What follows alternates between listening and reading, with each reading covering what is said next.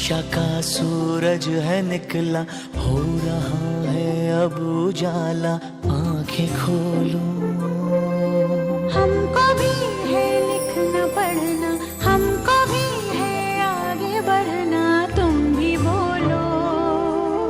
शिक्षा का सूरज है निकला, हो रहा है अब उजाला, आंखें खोलो। हमको भी है लिखना पढ़ना, हमको भी है आगे बढ़ना, तुम भी बोलो।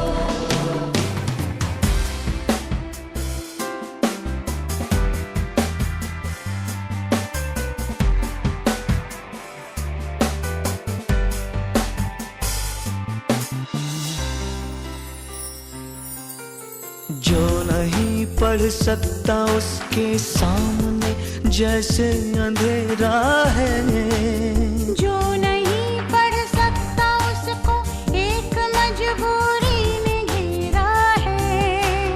कितनी ही मजबूरियां शिक्षा मिटा देगी।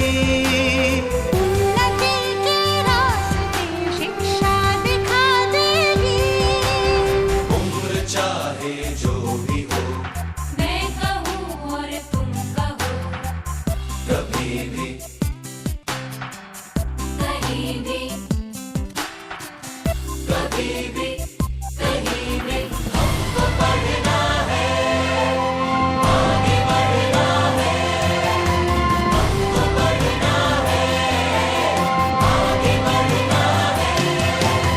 अरे पा मा पा नि धा नि पा, मा पा नि धा नि पा मा पा रे, सारे मा गा मा गा मा, सारे पा मा पा रे मा धा नि नि सा नि।